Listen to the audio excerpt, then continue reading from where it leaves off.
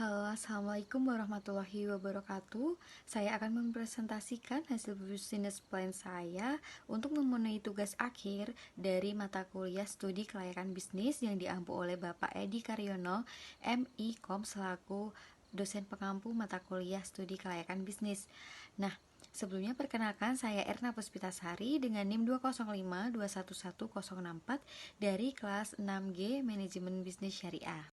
Business plan saya yaitu dengan logo usaha seperti pada gambar dengan nama Give by Na. Apa sih Give by Na itu? Profil usaha dari Give by Na sendiri, Give by Na ini merupakan bisnis usaha yang didirikan oleh saya sendiri dimulai pada bulan Februari 2023. Nama produk ini saya ambil dari nama Give yang berarti hadiah, by Na yang berarti dibuat dengan nama saya sendiri.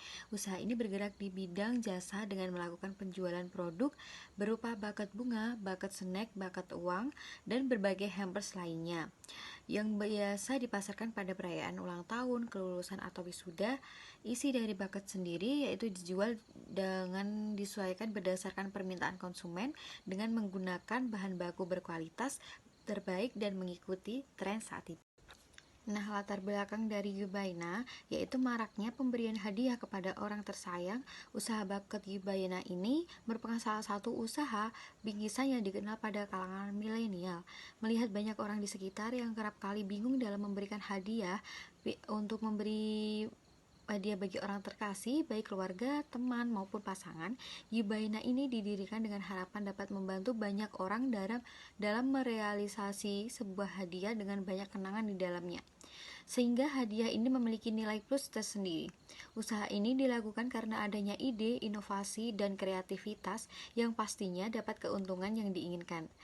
Nah, pada Gibaina ini juga memiliki harga yang terjangkau. Namun sebelum memulai usaha homemade, diperlukan juga analisis studi kelayakan bisnis yang menyeluruh untuk mengetahui apakah usaha tersebut layak dan berpotensi menguntungkan. Analisis yang digunakan meliputi penilaian pasar, analisis keuangan, analisis teknis, analisis manajemen, dan evaluasi risiko. Kemudian visi misi dari Gibaina sendiri yaitu visi menjadikan Gibaina sebagai toko bakat baik online maupun offline store yang mampu memberikan kepuasan dan kenyamanan di hati konsumen yang terpercaya dan kompetitif di dalam bidang penjualan bakat. Sedangkan misinya yaitu satu, memberikan solusi hadiah terbaik untuk orang terkasih, yang kedua memberikan pelayanan yang ramah dan memuaskan, yang ketiga memberikan hasil yang optimal dengan budget yang disesuaikan di kantong. Kemudian ada analisis SWOT, yaitu yang pertama strength atau kekuatan, yaitu pemesanan yang dapat dilakukan melalui aplikasi sosial media, bisa request menurut permintaan dari konsumen, menerapkan sistem COD, dan juga menawarkan harga yang lebih terjangkau. Kemudian weakness atau kelemahannya yaitu lokasi yang kurang strategis karena jauh dari perkotaan. Yang kedua, pemesanan dilakukan minimal 2 hari sebelumnya. Kemudian opportunity atau peluang yaitu memperluas pemesanan seperti di lingkungan perguruan tinggi, dapat berkembang pesat dan tidak hanya bakat snack, bisa hal lainnya sesuai dengan request dari konsumen. Yang ketiga, dapat keuntungan yang diinginkan. Yang kemudian yaitu threats atau ancaman, adanya banyak pesaing yang menjual produk serupa dan memiliki keunggulan yang lebih menarik. Yang kedua, turunnya minat konsumen untuk membelinya.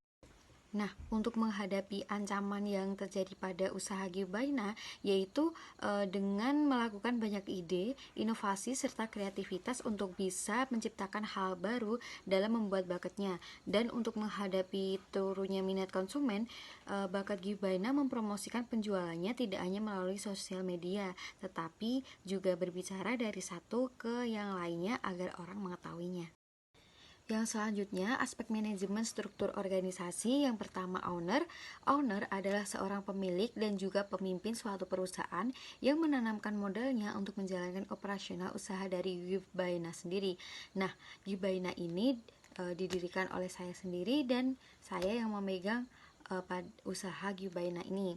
Ya, kemudian bagian produksi, seseorang yang menangani proses pembuatan, pengemasan, dan mengatur produksi baik target maupun pencapaian. Nah, untuk produksi sendiri juga dilakukan oleh saya sendiri. Yang kemudian pemasaran, seseorang yang menganalisa, merencanakan, menerapkan, dan mengawasi kegiatan penjualan agar mencapai target. Selanjutnya yaitu bagian keuangan. Seseorang yang mengelola keuangan mengatur segala urusan pengeluaran maupun pemasukan usaha. Selanjutnya, aspek keuangan pada usaha Gibaina ini yaitu yang pertama tabel daftar peralatan. Ada lem tembak, ada gunting, stiker, dan kartu ucapan, alat plaster juga yang harganya bermacam-macam, yaitu alat lem tembaknya seharga 35.000, gunting 7.000, stiker dan kartu ucapan seharga 7.000, dan alat plasternya seharga 25.000. Yang tabel selanjutnya ada tabel bahan habis pakai, yaitu seperti lem tembak, plaster bening, gabus, pita, tisu paper, plaster bolak-balik, kertas selopen, dan juga tusuk sate isi 100 dengan harga 8.000.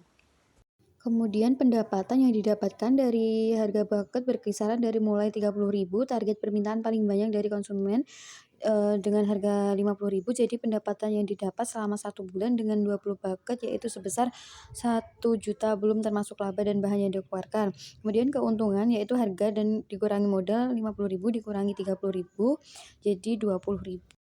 Nah, berikut adalah gambar dari produk Givebaina sendiri. Media sosial sebagai penyalur untuk promosi, pemberi informasi, dan pemesanan. Bisnis ini merupakan usaha bucket gift yang dikenal pada kalangan milenial sebagai pilihan bingkisan untuk orang terkasih dengan harga yang terjangkau. Namun juga diperlukan analisis studi kelayakan bisnis seperti penilaian pasar, analisis keuangan, analisis teknis, analisis manajemen, dan evaluasi risiko. Hal ini bertujuan untuk mengetahui apakah usaha tersebut layak dan berpotensi menguntungkan serta meminimalkan risiko yang terkait dengan usaha homemade bucket sebelum membuat keputusan bisnis yang tepat. Sekian, terima kasih paparan dari business plan saya. Sekian, wassalamualaikum warahmatullahi wabarakatuh.